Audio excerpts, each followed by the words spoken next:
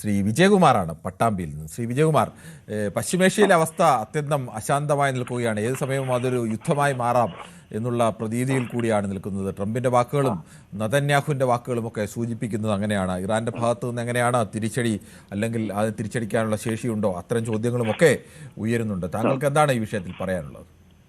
ശരിക്കും യുദ്ധം അവസാനിക്കാനാണ് നമ്മുടെയൊക്കെ ആവശ്യം. പക്ഷേ ഇതിങ്ങനെ നീട്ടിക്കൊണ്ടുള്ള പരിപാടി കണ്ട് US-ന്റെ ഞാൻ വേറെ തമാശക്കാണ് കുറച്ച് കാര്യമായിട്ട് പറയട്ടെ. ശരിക്കും ഇപ്പോൾ മഡുറോനെയൊക്കെ പിടിച്ചുകൊണ്ട് പോകുമ്പോൾ ശരിക്കും അതൊക്കെ അംഗീകരിച്ചാണ് കുറെ രാജ്യങ്ങളൊക്കെ. നമുക്ക് ഒരു കാര്യം, റഷ്യൻ ചൈനയൊക്കെ ഇടപെട്ടാലേ ട്രംപിനെ തൂക്കിയെടുത്തുകൊണ്ടായിരുന്നു. അല്ല, ഈ ട്രംപ് മഡൂറോ വേറെ ഇതുപോയിട്ട് ആക്രമിക്കുക, അവരുടെ പ്രസിഡന്റിനെ കൊണ്ടുപോകുക ചെയ്തില്ലേ? അവർ ലോകത്തെ ഏറ്റവും അപകടകാരിയായിട്ടുള്ള ഈ ട്രംപിനെ ഞാനങ്ങനെ മനസ്സുകൊണ്ട് അങ്ങനെയാണ് ശരിക്കും അത്ര പറയാൻ എനിക്ക് ഇഷ്ടമല്ല. പക്ഷേ ആ കാര്യങ്ങളാണ് അദ്ദേഹം കാട്ടിക്കൂട്ടുന്നത്. അപ്പോൾ ട്രംപിനെ റഷ്യൻ ചൈനയൊക്കെ ഇടപെട്ടിട്ട് തൂക്കിക്കൊണ്ടുപോവുക അവിടുന്ന്, അമേരിക്കന്നേ. തൂക്കിക്കൊണ്ടു പോവുക എന്നുള്ളത് അതൊക്കെ ഇപ്പോഴത്തെ ലോകക്രമത്തിൽ, അമേരിക്കയുടെ ശക്തിയുടെ ക്രമത്തിലൊക്കെ സാധ്യമാണോ ശ്രീ വിജയകുമാർ? പറയുന്നതിനപ്പുറത്തേക്ക് അതിനൊക്കെ ശേഷിയുള്ള രാജ്യങ്ങളുണ്ടോ? ശക്തിയല്ല, ഏറ്റവും ആയുധ ശക്തി റഷ്യക്കാണല്ലോ ഇപ്പോൾ. റഷ്യ ഒരു ഇയാളുടെ പോലെ ചെയ്യില്ല. ഈ അമേരിക്കൻ ഭരണകൂടത്തിൽ പോയി എബ്രഹാം ലിങ്കൺ അങ്ങനെ കുറച്ച് ആൾക്കാർ നല്ല ഭരണാധിപത്യ ഒരു മനുഷ്യത്വ ആൾക്കാർക്ക് ഒബാമ, പക്ഷെ ഇങ്ങനെ ബുഷ് അതുപോലെ സാധനങ്ങൾ ഏറ്റവും മോശമായിട്ടുള്ള പ്രവർത്തി ചെയ്യുന്ന ആൾക്കാരാണ്. എനിക്കും ഒരാളെ ദോഷമായിട്ട് പറയുന്നത് ഇഷ്ടമല്ല, പക്ഷെ ഏറ്റവും മോശമായിട്ടുള്ള പ്രവർത്തിയാണ് ഇവരൊക്കെ ചെയ്യുന്നത്.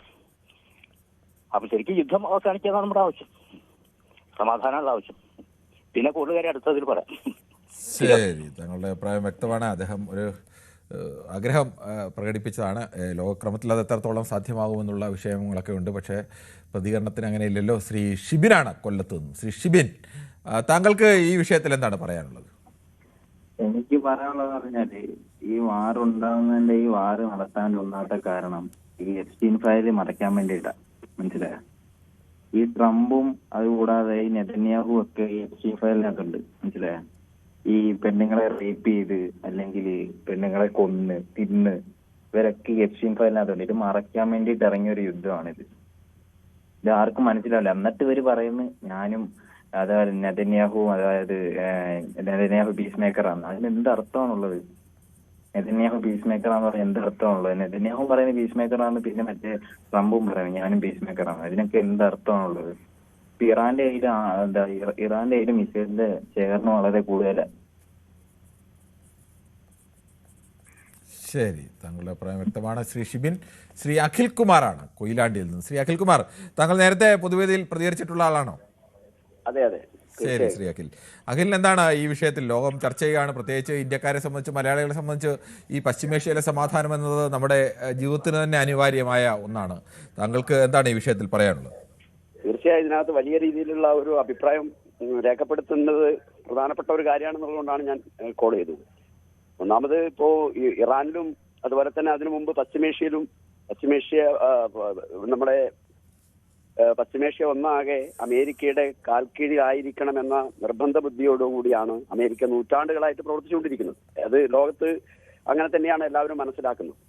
ഇപ്പോൾ ഇന്ന് ഇപ്പോൾ നമ്മുടെ ആയിരക്കണക്കിന് വരുന്ന പിഞ്ചു കുഞ്ഞുങ്ങളെ വരെ കൊന്ന് അല്പം വിശ്രമിച്ച ഉടനെ തന്നെ ഇറാനിലേക്ക് ബോംബ് വർഷിച്ച് അവരാരംഭിച്ചിരിക്കുകയാണ്. അവർ ഉന്നയിക്കുന്ന പ്രധാന പ്രശ്നം ആണവായുധങ്ങളുടെ വലിയ ശേഖരം ഇറാനിലുണ്ട് എന്നാണ്. ഇവിടെ അമേരിക്ക ലോകത്ത് അവർക്കാണ് ഇതിന്റെ ഒരു ചരിത്രമുള്ളത്. അണുബോംബുകളുടെയും അണുവിസ്ഫോടനത്തിന്റെയും ഒക്കെ ചരിത്രമുള്ള ഒരു രാജ്യം ലോകത്തുണ്ടെങ്കിൽ അത് അമേരിക്കയാണ്.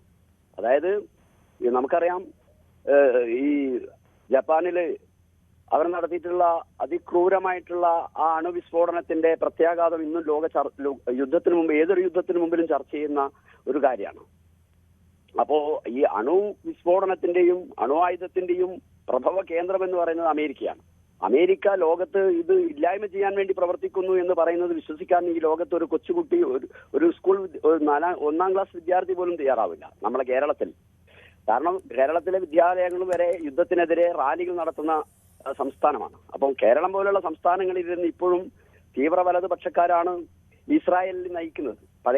ക്രിസ്ത്യൻ പഴയ നിയമക്കാരാണ് ഇസ്രായേലിനെ നയിക്കുന്നത്. നെതന്യാഹു അവരുടെ നേതാവായിട്ട് അമേരിക്കയുടെ ഒരു യുദ്ധ ഭടനായിട്ടാണ് അയാൾ ഇന്ന് ലോകരാജ്യങ്ങളിലെ അറബ് രാജ്യങ്ങളിലൊക്കെ തന്നെ വലിയ രീതിയിലുള്ള യുദ്ധം കെട്ടഴിച്ചു വിടുന്നത്. ഇത് ലോകത്ത് വലിയ രീതിയിൽ അസ്വസ്ഥത സൃഷ്ടിക്കുകയും ലോക ജനതയെ തന്നെ ബാധിക്കുന്ന രൂപത്തിലേക്ക് വ്യാപാര രംഗത്തായിരുന്നാലും തൊഴിൽ രംഗത്തായിരുന്നാലും കേരളത്തിലെ, ഇന്ത്യയിലെ, മറ്റ് ഇതര രാജ്യങ്ങളിലെ ആളുകൾ തൊഴിൽ ചെയ്തുകൊണ്ടിരിക്കുന്ന ഗൾഫ് മേഖലകളിലൊക്കെ തന്നെ വലിയ രീതിയിൽ അറബ് നാടുകളിൽ അശാന്തി വിതയ്ക്കാൻ തുടങ്ങിയ നൂറ്റാണ്ടുകളായിട്ടുള്ള 1947 അമേരിക്ക അവരുടെ CIA എന്ന് പറയുന്ന രഹസ്യാന്വേഷണ വിഭാഗത്തിന്റെ ഒരു സ്ഥാപനം ഈ അറബ് നാടുകൾക്ക് നടുവിൽ സ്ഥാപിച്ചിട്ട് അന്ന് മുതൽ ഇന്ന് വരെ ലബനോണിലും സിറിയയിലും ഇറാനിലും ഇറാഖിലെ പ്രധാനമന്ത്രിയായിരുന്ന സദ്ദാം ഹുസൈനെ വരെ അവർ പിടിച്ചുകൊണ്ടുപോയി കൊന്നു കളഞ്ഞു. അങ്ങനെ എത്ര ആളുകളെ കൊന്നു. ഈ എത്ര ലോകത്തെ മഹാരാജന്മാരെ വധിച്ചവരാണ് അമേരിക്കക്കാർ. നമുക്കറിയാവുന്ന കാര്യമാണ്. അപ്പൊ അമേരിക്കയുടെ ന്യായങ്ങൾക്കൊന്നും ഇന്ന് ലോകത്തൊരു പ്രസക്തിയുമില്ല. അപ്പോ ഇതിനെ നമ്മൾ ചോദ്യം ചെയ്യേണ്ടതായിട്ടുണ്ട്. ഈ യുദ്ധത്തെ നമ്മൾ നഖശിഖാന്തം ലോക ജനത എതിർക്കുകയും ഈ അമേരിക്കൻ പ്രസിഡന്റുമാർ മാറി മാറി വന്നിരുന്നാലും ഈ നയത്തിലൊരു മാറ്റവുമില്ലാതെ അമേരിക്കയുടെ ഒരു അസന്ദിഗ്ധമായ ഒരു നയമായി ലോക രാജ്യങ്ങളിൽ, അറബ് നാടുകളിൽ പ്രത്യേകിച്ച് യുദ്ധങ്ങൾ വിതയ്ക്കുക എന്ന് പറയുന്ന രീതിയാണ്. ചെറു രാജ്യങ്ങളെ യുദ്ധം ചെയ്ത് കീഴ്പ്പെടുത്തി അവരുടെ അധീനതയിൽ കൊണ്ടുവന്ന് അവരുടെ സമ്പത്ത് കൊള്ളയടിക്കുക, അവര് ഈ യുദ്ധാനന്തരം അവരുണ്ടാക്കുന്ന ചെറിയ ചെറിയ വികാസത്തെ ഇല്ലായ്മ ചെയ്യുന്ന രീതിയാണ് അമേരിക്ക ഇന്ന് ലോകത്ത് അവലംബിക്കുന്നത്. അത് തിരിച്ചറിയാൻ ലോകത്ത് ബുദ്ധിയുള്ള, വിദ്യാഭ്യാസമുള്ള മനുഷ്യ സമൂഹം തയ്യാറാവുകയും ലോകത്ത് ഈ ചെറു ന്യൂനപക്ഷങ്ങൾ നടത്തിക്കൊണ്ടിരിക്കുന്ന, സാമ്രാജ്യത്വ ന്യൂനപക്ഷ ശക്തികൾ നടത്തിക്കൊണ്ടിരിക്കുന്ന, സാമ്പത്തികമായി ലോകത്ത് ആധിപത്യം സ്ഥാപിക്കാൻ ശ്രമിക്കുന്ന ഈ ശക്തികളെ, അവരുടെ രാഷ്ട്രീയ ഗൂഢാലോചനയെ, യുദ്ധ ഭ്രാന്തിനെ അവസാനിപ്പിക്കാൻ ലോക ജനത ഒന്നാകെ ശബ്ദമുയർത്തുകയും ഒറ്റക്കെട്ടായി രംഗത്തിറങ്ങുകയും ചെയ്യേണ്ട ഒരു സാഹചര്യത്തിലൂടെയാണ് തുടർച്ചയായി ഇവർ മുന്നോട്ട് വെക്കുന്ന യുദ്ധം ലോകത്തോട് വിളിച്ചു പറയുന്നത്.